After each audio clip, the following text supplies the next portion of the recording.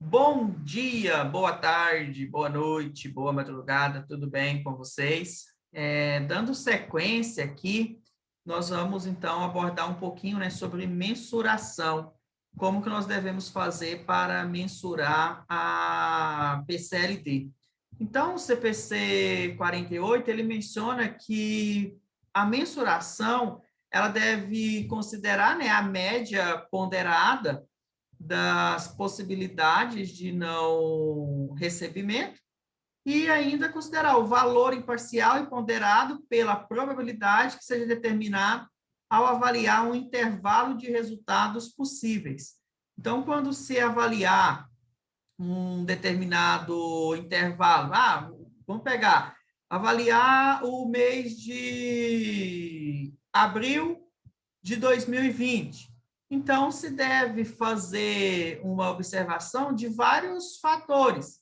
Então, pode considerar, né, já aspectos passados, considerar o aspecto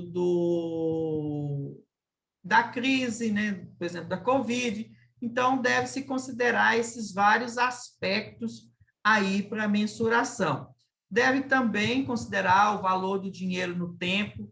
Então, para isso, nós temos algumas métricas, né, como a Selic, a inflação. Então, seria aí algumas métricas que poderiam ser consideradas. Então, o que ele quer dizer? Olha, informações razoáveis e sustentáveis disponíveis.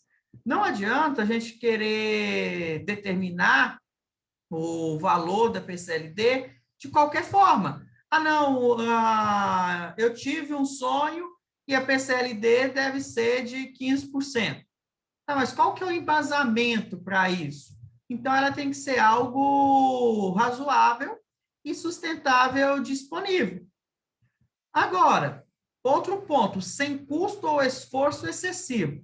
Imagina, olha, vamos pensar. Você vai tem que reconhecer uma PCLD, e esse reconhecimento vai te gerar um custo de 500 mil em cima lá de 1 milhão.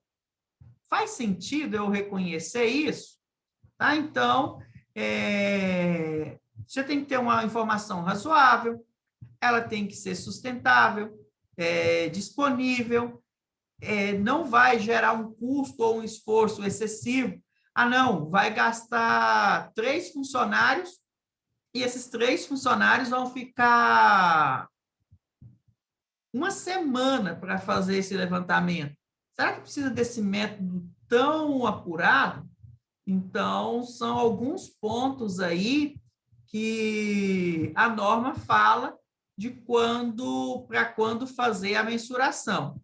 Na data do balanço, sobre eventos passados, tá? Então, eu já tinha comentado, né, sobre eventos passados, condições atuais, por exemplo, nós estamos numa condição de pandemia, previsões de condições econômicas futuras.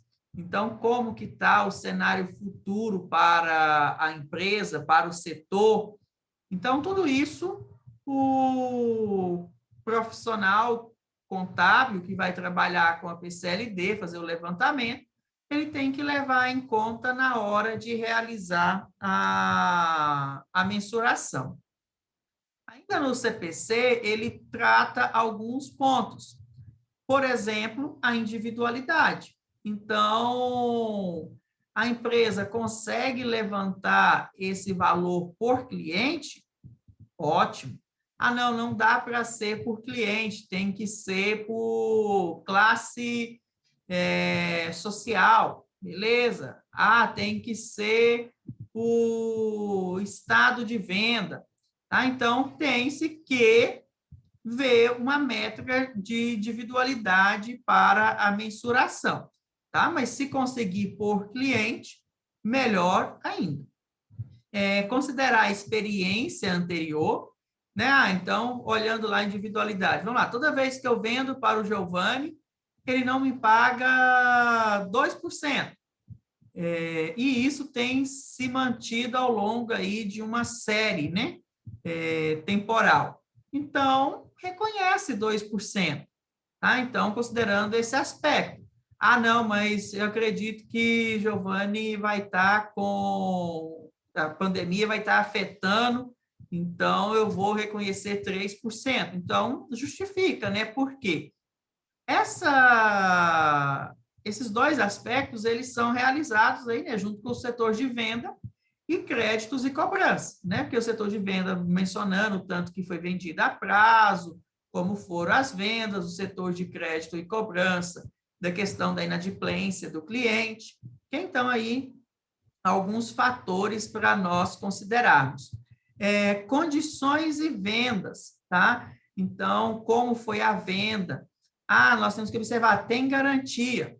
Então, se tem garantia, eu vou reconhecer PSLD? Ah, então, essa aí já é uma perguntinha para vocês pesquisarem. Essa eu quero que vocês pesquisem, inclusive depois lá na aula, eu vou questionar, tá bom? Então, quando a empresa faz venda a prazo, tem o reconhecimento da vendas a prazo com uma garantia. Por exemplo, olha, só para facilitar o entendimento de vocês, a empresa X vem e me vende uma mercadoria por 15 mil reais. Só que ela vai lá e pede uma garantia e eu dou a minha casa, ok? Então, como garantia, com base nessa situação, tem que reconhecer PCLD? Sim ou não? Mesmo sabendo que eu não pago ela 10%, ok? E aí, tem ou não que reconhecer PCLD?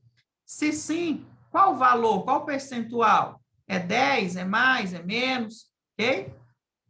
Contas atrasadas e clientes em atraso. Então, a empresa também considera aí a questão das contas atrasadas, quanto tempo que essas contas estão atrasadas, se esse cliente tem apresentado atraso com outros fornecedores.